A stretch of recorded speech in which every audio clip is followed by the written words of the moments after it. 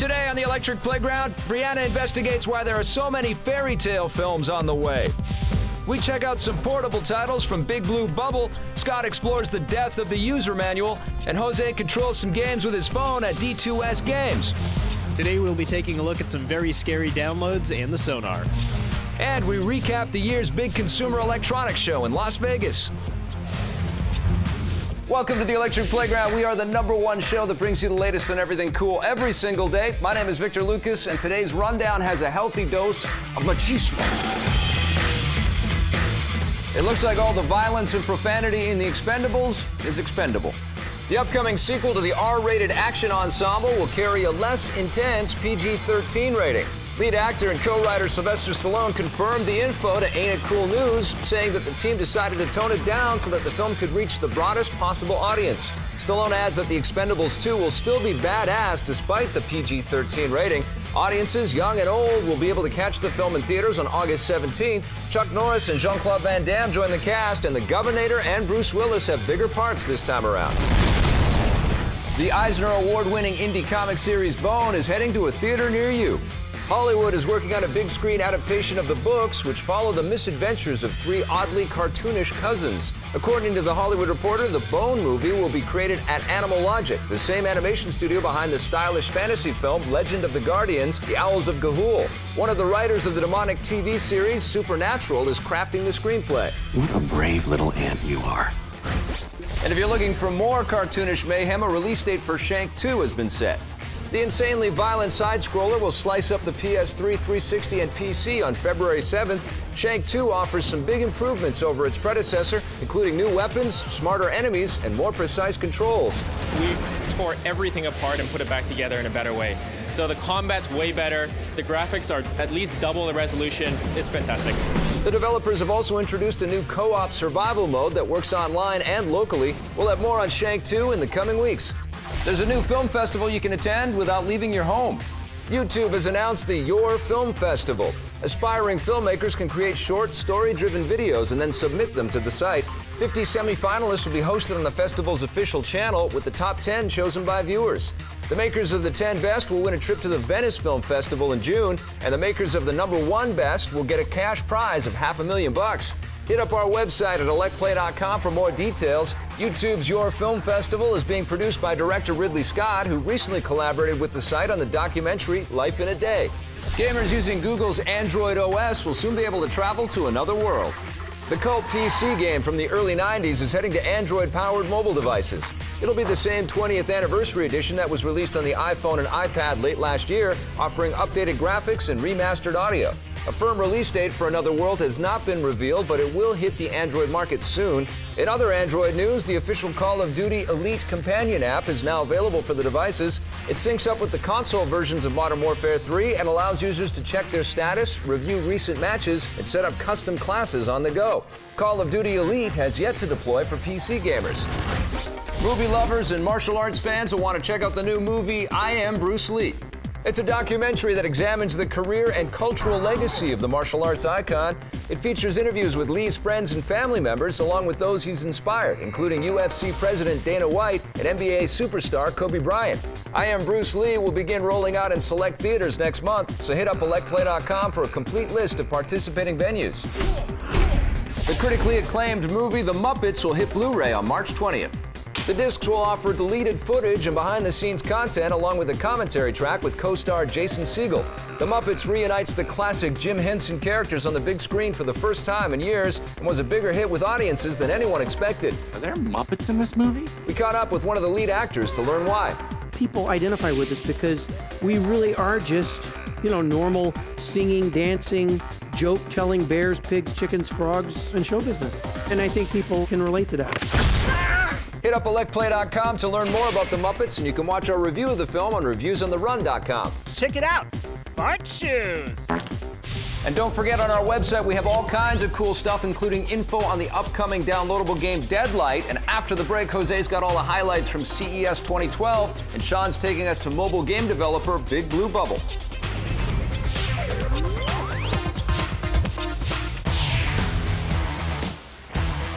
Welcome back to the Electric Playground. The Consumer Electronics Show recently wrapped up in Las Vegas, and it was filled with all kinds of cool upcoming tech and gadgets. Jose was psyched to be there. He's also psyched to show us why.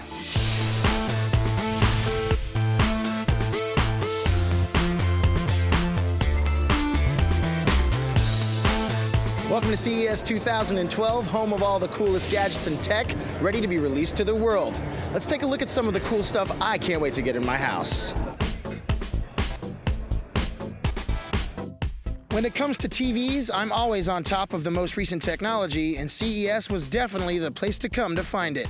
These days, flat screens are made thinner than pencils, wider than my arm span, and the picture quality is super crisp, which is impressive to anyone, even other exhibitors at the show. Michael, what's one of your favorite things about coming to CES? The big TVs. Every year I get a photo next to the biggest one, and you can kind of see them just get bigger and bigger, or that I'm getting smaller. Good Alice in Wonderland little photo trick going on. It's always just kind of cool to see all the new contraptions coming out. Thinner, faster, lighter, cooler.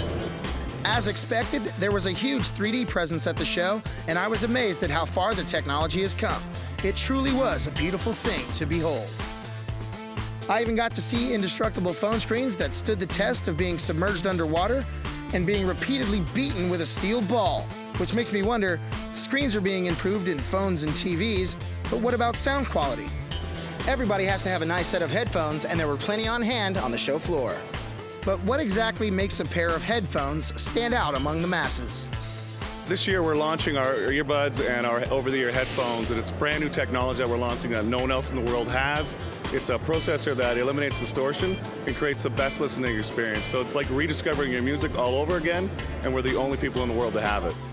With 50 Cent and Pauly D showing off their SMS audio headphone lines, and Justin Bieber with his dancing Tozy robot, the celebrity appearances at CES definitely created some buzz. What's the coolest thing been for you here at CES? Wow, the coolest thing must have been meeting with Justin Bieber. He was here in Tozy's booth, our booth. It was crazy, but he was the sweetest guy ever.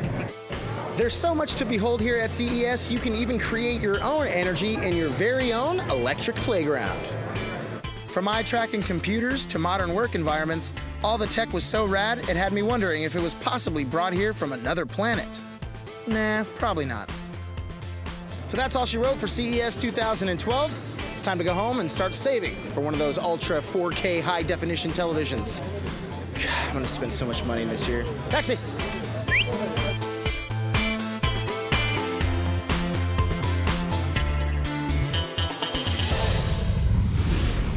We'll be bringing you more from CES over the coming weeks as we follow up on some of the trends that we've been seeing. But right now, Shaun is going to take us inside the bubble. That is, the big blue bubble.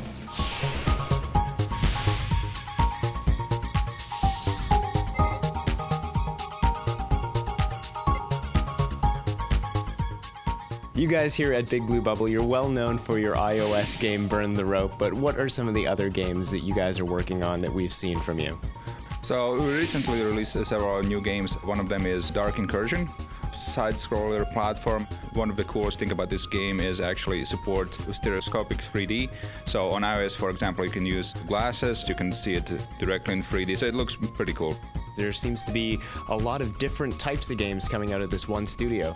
Yeah, definitely. We're trying to hit different genres. One of the things that they all have in common, they're all family friendly, so we don't go with excessive violence. Another game we recently released is called Fling-a-Ting, another really cool combination of puzzle arcade game.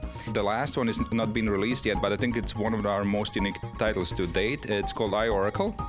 Basic premises, it's a trivia game, but a cool twist and feature around it, the questions in the trivia games are the questions that no one knows the answer for.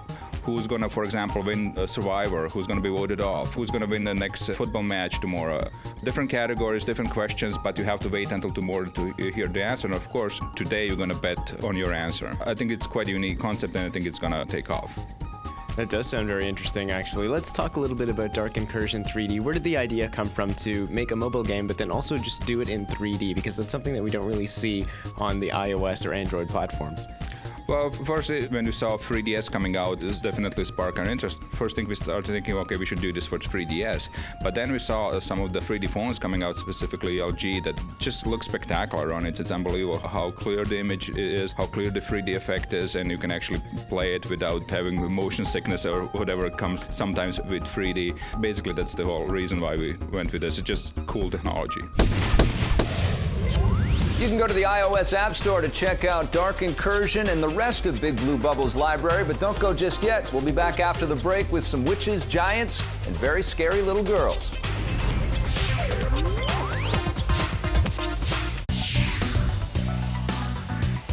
Welcome back to the Electric Playground, where you know we love movies around here. And amidst all of the popular comic book adaptations, one thing that we've noticed is the increasing amount of live-action fairy tale flicks. Take a look. Although fairy tales have been bewitching the box office for decades, it is believed that a return trip down the rabbit hole in 2010 started a real resurgence. I have several theories as to why Hollywood believes that now is the time to revive classic stories from yesteryear. Following the release of Tim Burton and Johnny Depp's take on the magical Alice in Wonderland was Beastly, a modern, darker take on Beauty and the Beast, and Catherine Hardwicke's version of the not-so-little Red Riding Hood. You know all that soft hay in the granary? Despite the fact that those films did not perform well at the box office, the trend continued in 2011 on the small screen with two enchanting new television shows. Once Upon a Time was developed by Disney-owned ABC Studios. The other supernatural series that began was Grimm. Really? And that brings us to now. There are at least 5 big screen remakes on the horizon, including 3 Snow White films. Mirror, mirror on the wall. Who will be the fairest of them all? Tarsem Singh's Mirror, Mirror is on the wall in March, with Julia Roberts starring as the evil queen. And here I was having such a good day. And a few months later, Chris Hemsworth and Charlize Theron emerge in Snow White and the Huntsman. You are the fairest, but there is another destined to surpass you. The third is Disney's very own live-action Snow White film titled Order of the Seven. It's rumored to focus more on the dwarves. Plus, a remake of Sleeping Beauty titled Maleficent is slated to awaken theaters in 2013. And X-Men director Bryan Singer will unleash Jack the Giant Killer, a retelling of the classic fable about Jack and the Beanstalk. Run! So what's with all these dark new fairy tale flicks? Is it because the magical storylines and eclectic mix of lovable and much maligned characters appeal to an aging fan base? Or is it simply because showbiz has run out of original ideas? Here are 3 more likely answers. 1. Nostalgia is a powerful thing, and having material that your audience is already familiar with means automatic box office Benjamins. Snow who? No way! Number 2, escapism. During tough times, people like to avoid real life and slip into epic fantasy worlds. Lastly, number 3, female buying power. Studios have been cashing in on male audiences with plenty of comic book adaptations and are now realizing that if ladies have the ability to turn Twilight and Justin Bieber into worldwide phenoms, then they're worth pleasing too. Then all the studios have to do is throw in some monsters and special effects, and voila, both the guys and the gals live happily ever after. And keep an eye out for Jeremy Renner and Gemma Arterton as a kick-ass Hansel and Gretel in theaters next year. And speaking of fairy tales, our very own knight in shining armor himself, Sean Hatton, is here with the latest in handheld and downloadable games in the Sonar.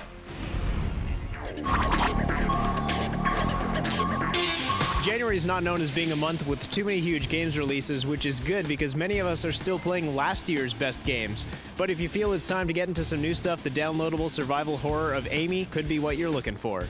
After a train accident, you regain consciousness to discover the world around you has fallen apart. With civilization all but destroyed, it's up to you to survive while accompanying a mysterious 8-year-old girl named Amy through the game's creepy world full of deadly, infected enemies. If Amy looks a little too scary for you, but you're still looking for a gaming experience starring a scary girl, don't worry. There's a new downloadable adventure out based on the graphic novel Scary Girl. Scary Girl is an action-packed platformer starring a girl of the same name who has the fashion sense of a pirate and a tentacle arm. She's haunted by a strange man in her dreams and sets off on an adventure through her weird, dangerous, and colorful world.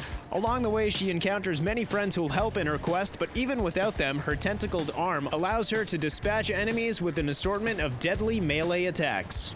Kingdoms of Amalur Reckoning is an upcoming role-playing game set in a fantasy world and featuring a fluid combat system that its developers hope will revolutionize the genre, and you can get a taste of it all with the game's demo. Customize your hero, familiarize yourself with the controls via the tutorial, and then enter the open world of Amalur. This demo allows for 45 minutes of exploration, and upon its completion, you'll unlock some extras that you can use in the full version of the game. Interestingly enough, you'll also unlock some extras for an entirely different game, Mass Effect 3. Gears of War 3 was one of 2011's biggest games, and now you've got a reason to play it again, the downloadable Phoenix Rising map pack.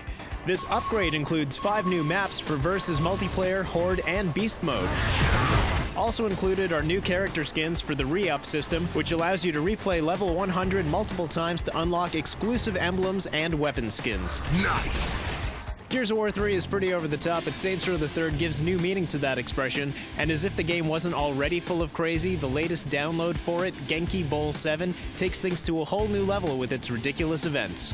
Participate in events such as Sad Panda Skyblazing, Apocalypse Genki, and Sexy Kitten Yarngasm, to name a few. It's as if someone has found a way to monetize my nightmares. That's it for the Sonar this week, my friends, but we've got some more fun planned for you here on EP, and that's coming up after this.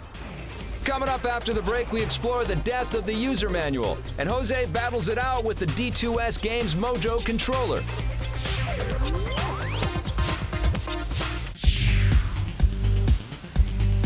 Welcome back to the Electric Playground, where we like to enjoy the occasional casual gaming experience, and D2S Games is making the kind that people are enjoying at sporting events and bars using their mobile phones as controllers. Take a look.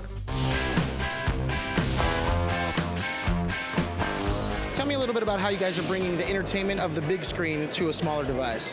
What we're really looking to do is connect all of the devices that you have and make gaming really social again. You know, we actually have clients that are advertising and working with us on this platform, and what we want to do is we want to turn this phone from the shy phone back into a social mobile platform. So we connect to any screen in sports bars, stadiums, and then people can play multiplayer games using their own mobile phone. And can you tell us about some of the specific games that we're going to be able to play? One is called Smart Ask. It's a really fast-paced trivia game with a dumb ask question thrown in there, and that's where only the wrong answer is right, and that gets to be a lot of fun in the pub. When people start drinking, they always want to go for the right answers. The second game that we'll see is Stone Age Derby, and this is a really fast racing game that you know because you've been acing it already. I'm pretty dominant. His fingers are doing. And then the third is Cow Snatchers from Outer Space. And this is a flying game where we turn your device into a Wii-like controller with 360-degree control over the spaceship. And your objective is to suck up as many cows as possible to bring them back to the mothership. Now, how challenging is it to make a game that potentially a few people can play or thousands of people can play? The big challenge is the field of play itself. So when we're doing an install at a sports stadium, we want up to tens of thousands of people to be able to play at a time. So we've been doing a lot of games like trivia or even games that divide the stadium that are really familiar to stadium goers already. And then they can get their own reward, whether their section wins or they themselves win. When we're in a pub, we actually have much more longitude with what we do. So we can actually control the game field of play and just limit it to 5 or 10 players at a time, and then the other players just get put in a queue. So when people are out and about, they can play a couple games and then get back to drinking beer with their friends. As the gaming industry continues to grow, we're going to see all kinds of gaming experiences, and also as it gets bigger, we're going to start to see a decline in the content and user manuals. Some games don't even have them anymore, and some people like to reminisce about them, like Scott.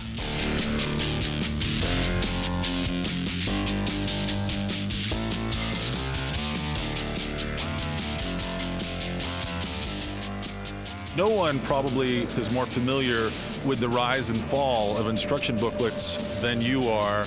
Tell me, what's your first memory of an instruction booklet that you read with some kind of passion?